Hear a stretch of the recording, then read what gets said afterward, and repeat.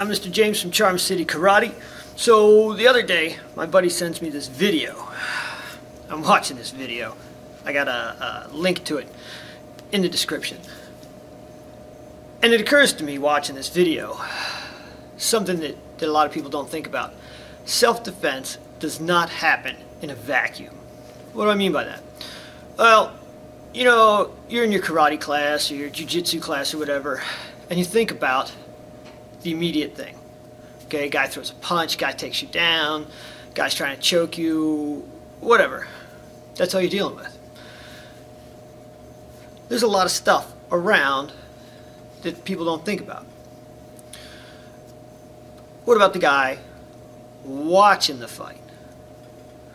What about the guy with the guy that threw the punch at you? What about the three people with cell phones watching the fight? Because everybody's got cameras on their cell phones now. Even the cheap nothing phones have cameras. And not just like take a picture, but like take video. So there's so many witnesses and instigators and let me help out and get a shot in types that you got to keep all that in your head when you're dealing with a self-defense situation these days. Alright, so for example, you watch that video. Okay, first off, road rage, something you don't want to indulge in. Alright, you get into a traffic shouty, just stay in your car and cuss somebody out and yell and scream and keep driving. You don't get out. Alright, but anyway, big bad guy wants to get out and yell at some teenagers. He's a moron. He thought it was just going to be him and the one kid. So he punches the kid. Uh-oh, two kids get out and start beating him up. See, now he expected one, and he got two. Oh, the vacuum dissolves. So he starts taking a beating. And what else? Where do we get that video? Number 3 person. And number 3 is somebody with a camera on their cell phone. So now, not only is this not just an incident between him and somebody else, it's a videotaped incident.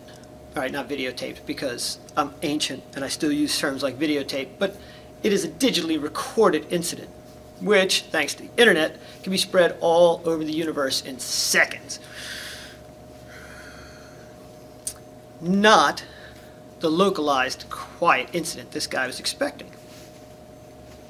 Alright, so already bad.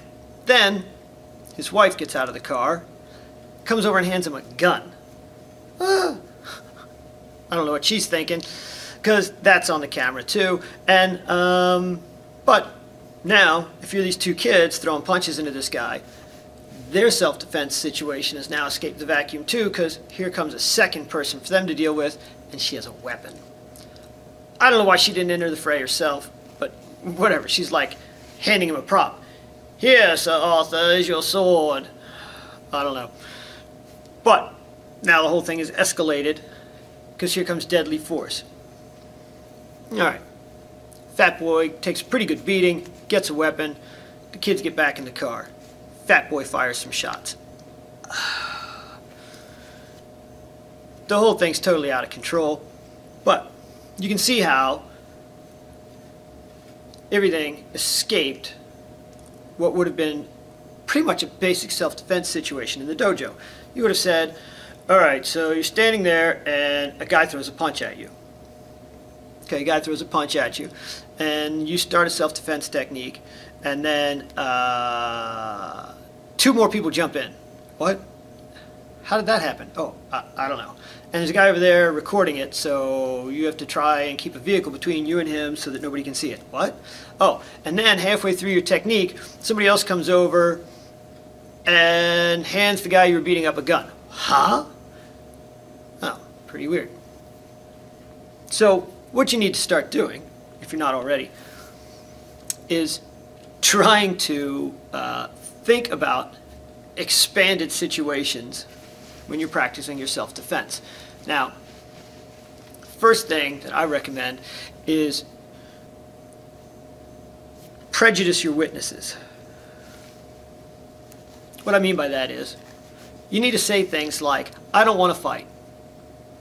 Okay? Most people practice their martial arts with their hands up in a fighting stance. Not bad, but if you have your hands open from the same stance, it doesn't look aggressive. It looks kind of peaceful. It looks like you obviously do not want to fight. And then, if you're here and you say, come on man, I'm going to kick your butt. Anybody watching thinks you want to fight. When the police come, or when somebody's videotaping, recording it, they have footage of you saying, come on, I wish to fight. Doesn't look too good if you end up in court. Hands up like this saying, I don't want to fight, man. That's pretty good. All right. Pretty indisputable that you didn't want to fight.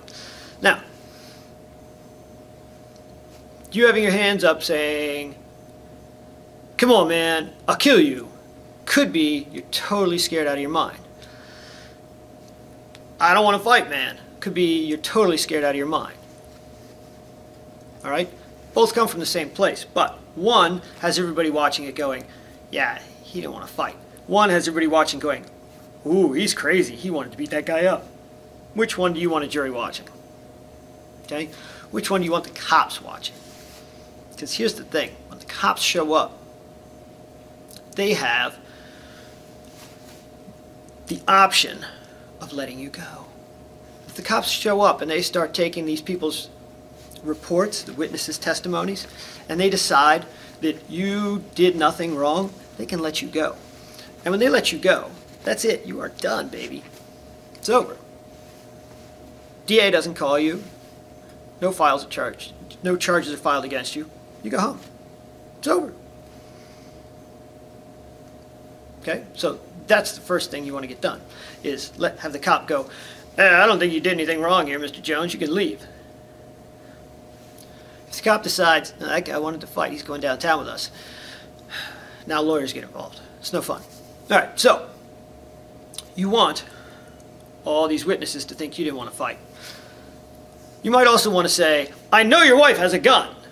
Now everybody goes, oh, she had a gun. She's nuts. He had to fight because she had a gun. Okay? Why are you three guys attacking me? Oh, now they know 3 guys were about to attack you, not just 1 guy. Okay? Get back in the car. I don't want to hurt you. Okay, make your intentions pretty clear to anybody watching, anybody taping, recording, whatever. All right. You also need to work your awareness. Just because there's a big ugly dude in front of you, walking towards you, he's going to kick your butt, doesn't mean he doesn't have a friend in the car starting to get out and circle around you. Doesn't mean there aren't 2 guys over here having a beer at the bar thinking, this fight starts, I'm going to get in it. They don't have to have anything to do with the 2 of you. They just had a bad day at work, and as soon as the fight starts, they're going to come over and start hitting people too. All right? So you need to be paying attention. Look around. Notice what's going on. If these 2 guys at the bar are paying a lot of attention, even though they don't know him, you want to watch out. Maybe what they're going to do is come over and break up the fight. Maybe what they're going to do is, if you hit the ground, they're going to start putting their boots in your ribs. You want to pay attention to that. If they're paying a lot of attention, it might pay you to move in such a way that whoever's giving you crap ends up with his back to them and between you and them. Fight starts, they'll jump on him. They were just going to jump anyway. At least they're not jumping on you. Okay? If you notice that there are people with their phones out, recording, might benefit you to go, hey man, I don't want to fight, and all these people got their cameras on, they're recording this whole thing, man. The other guy might go, what? Oh, he doesn't want to be a YouTube star, not getting his butt kicked, or hitting you in the face and getting sued for $1 million afterwards because it's all over YouTube, right? Or all over WNTV or whatever. All right? Doesn't take place in a vacuum. Now, say you got a fight and you notice that that dude over there is recording. might behoove you to place an obstacle between yourself and the recording guy. That way he doesn't record too much of what you do. Maybe all he sees is Big Ugly throwing punches. Can't see what you're doing too much. If the recording only shows Big Ugly throwing punches, doesn't show you throwing punches,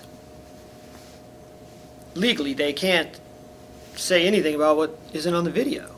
He could say, well, you hit me too. Well, the video doesn't show him hitting you. It just shows you hitting him. No evidence. Sorry. All right.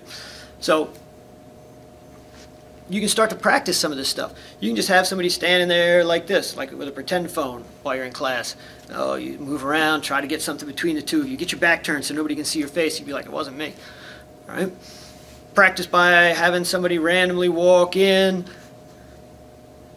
that you got to use as a bystander, okay? Because that's another thing. If you're in a fight and you crash somebody down, like maybe you're doing a takedown, okay? Somebody's walking by, they have nothing to do with it. You do a nice double leg takedown because you're going to put him on the ground and choke him out. Boom! You double leg this guy, and you hit that poor civilian that was going to go to the bathroom, and you blow out that poor civilian's ACL. You're liable for his ACL surgery and any damages and any pain and suffering. And oh yeah, you could be paying for all that. Oh yeah. Oh yeah, and he's probably going to get quite a bit of money because he's going to get a lawyer, and the lawyer's going to sue you, and the lawyer's going to want a lot of money because he gets a third. It's going to be expensive. All right? So it's not like a fight's going to take place in the middle of a clear dojo mat. No. Probably not even going to take place in the middle of, say, an empty parking lot. Okay? So you got to watch out for that kind of stuff. Pick up a bar stool and crack it over a guy's head. They don't disintegrate like they do in the movies. If they do, owner of the bar is going to want a new bar stool. He's going to come after you for the damages on that. But they don't. They cave people's heads in. That's assault with a deadly weapon. All right? So try to keep all this stuff in mind. There's people that are going to be recording the fight. There's friends of the assailant. Might be friends of yours getting mixed into it. You know, you just start hitting people because you're like, I don't know, more people kept pouring in. You might be hitting your friends. There might be somebody coming in, handing somebody in the fight a weapon. Right? There's witnesses. There's bystanders that have nothing to do with it. You're just going up to the bar to get another drink, or they're walking into the bathroom. There's all kinds of stuff going on around you. There's traffic. You get into a fight on a sidewalk somewhere, and you kick somebody and they stagger out in the traffic and get hit by a bus, that is your fault. Yours. Okay? They die from that, that's on you, man. You're lucky that'll be a manslaughter charge. Could be a murder charge, especially if you said something stupid like, let's go settle this outside. It's totally on you. So, think about all those things. They all are going to factor into your self-defense situation. Self-defense does not happen in a vacuum. There's a slew of stuff that goes into what you're getting into. All right, so I've rambled on long enough. Mr. James from Charm City Karate. Think about that stuff. Practice. Bet you can come up with some cool drills. See you next time.